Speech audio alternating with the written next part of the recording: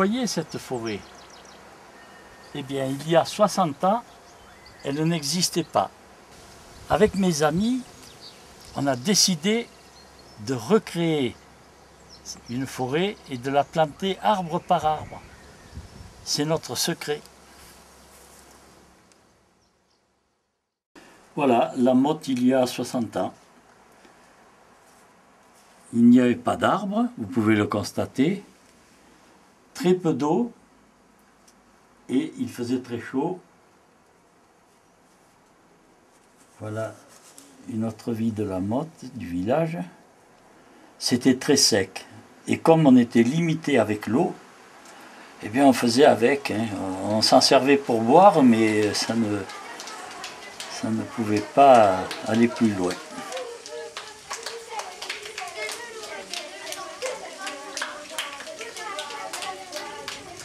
Le seul accès à l'eau était le lavoir. Avec les copains, on s'y retrouvait souvent après l'école pour prendre le frais.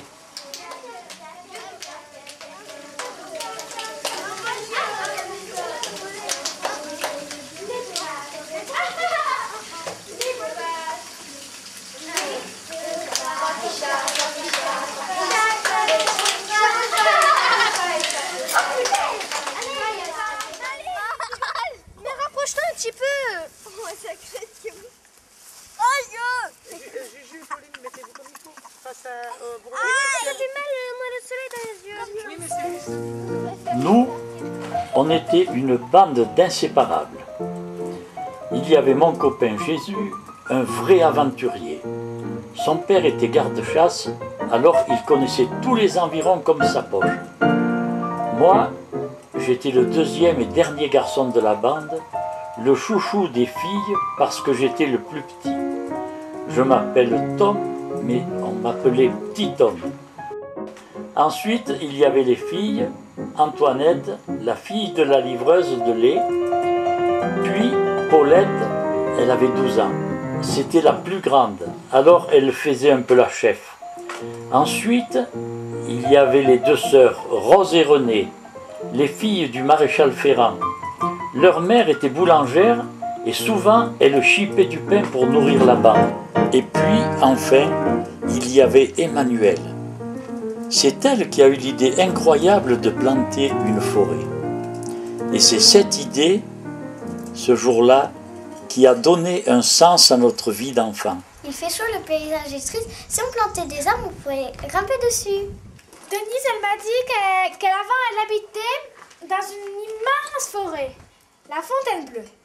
Et qu'elle gardait des graines pour les planter ici. Mais comme c'est interdit, on s'en fout, on a qu'à les planter en cachette. Ah ouais, ça c'est trop bien ça. Ouais. On va voir Denise? Ah oui, ouais. Tenez mes enfants, voici des graines à remettre en terre afin de faire de belles forêts qui repousseront. Ça sera magnifique. Et puis aussi, j'aimerais tellement revoir mes belles forêts de Fontainebleau. Prenez les graines, mes enfants. Merci. Oh, merci, c'est gentil, merci. Oh là là, merci. On se retrouve demain matin après le 3e coup du chant du coq. Au lavoir avec les bouteilles. Et des pots à eau. Et puis des outils. Bon, d'accord, ben à demain. Au revoir. À demain. Au revoir. À demain.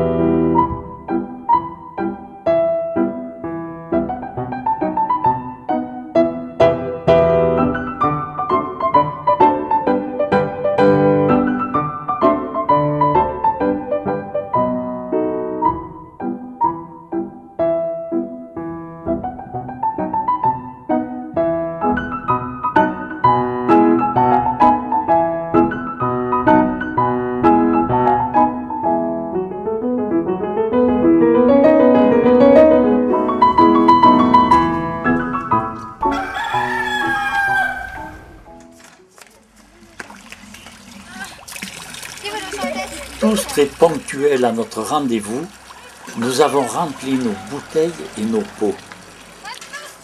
Nous étions tous très excités de nous être levés en cachette. Et c'est tout joyeux que nous sommes allés planter nos premières graines.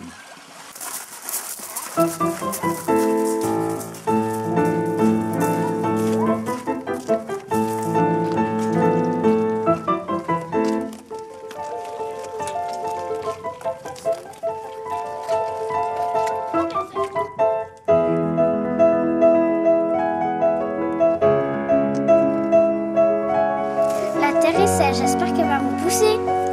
Allez, au travail. Ouais, au travail.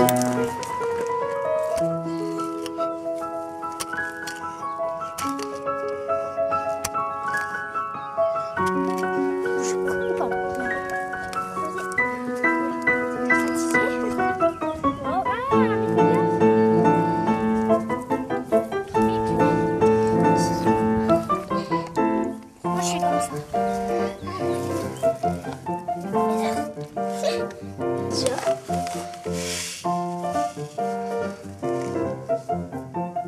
Merci.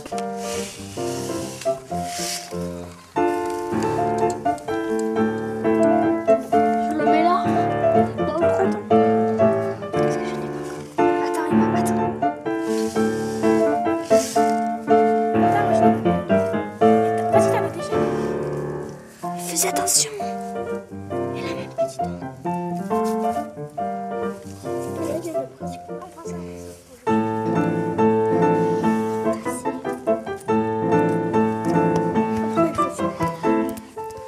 Attention.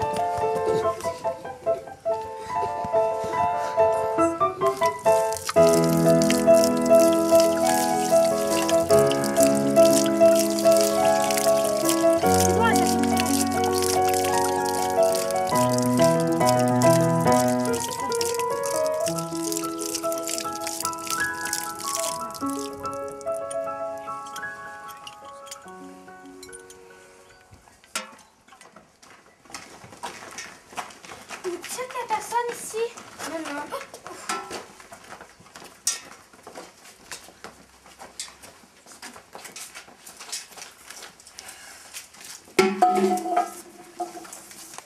Bon, alors, c'est quoi que je voudrais ce temps, là?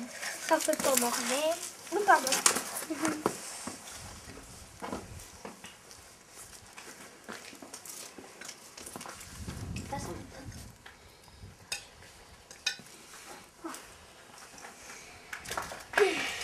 Encore qui? Tiens, Ouh, je te préviens, tu m'as pas donné le pain. Merci. Emma, Merci. t'as du pain? Mes parents vont bientôt se réveiller. Faudra bientôt aller se coucher. Je suis fatiguée. Ah, j'ai envie encore de dormir. Ouais, moi aussi. Moi aussi. Et vous? Moi aussi. Moi aussi. Moi, pas trop, ça va. On y va?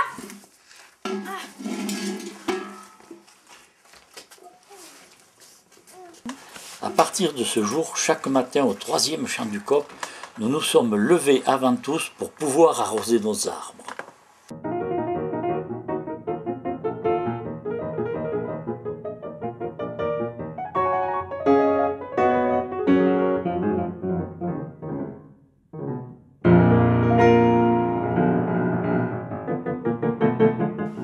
Moi, je contrôlais les opérations.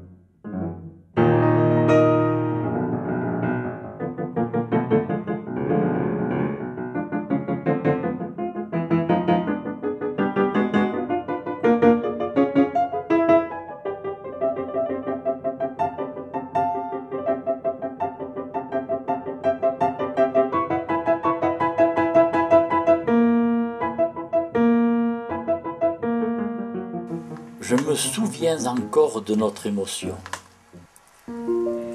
Lorsque nous avons vu les premières feuilles, c'était comme une victoire. On était heureux comme tout. Et en même temps, on était impressionnés par cette vie qui naissait sous nos yeux. Du coup, on a voulu aller plus loin et on a mis dans le secret le marchand de fruits et légumes qui venait une fois par semaine sur la place du village.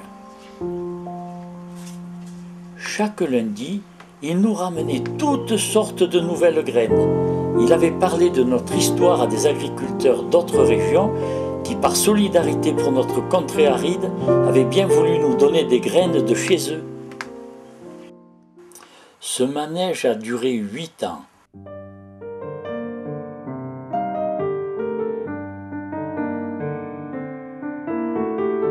Huit années de plaisir où chaque jour nous avons planté.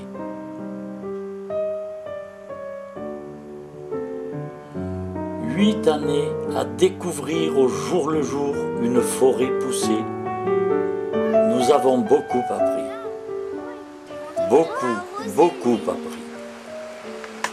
Ah non, c'est des trèfles.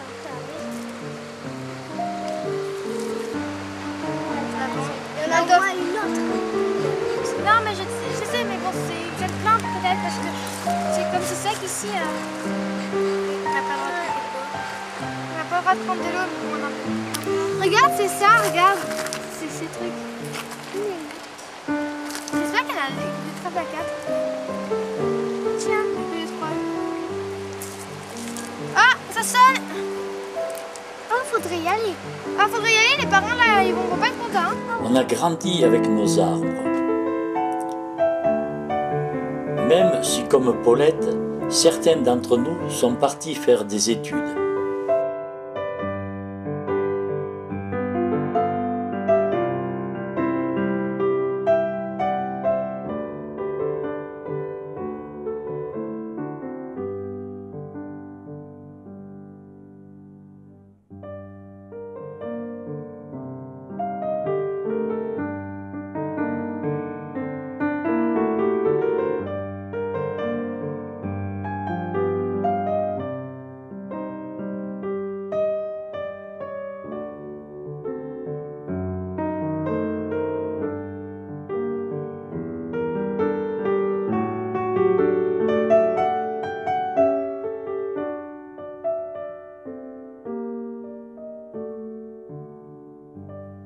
Et puis, la force de la nature a fait le reste.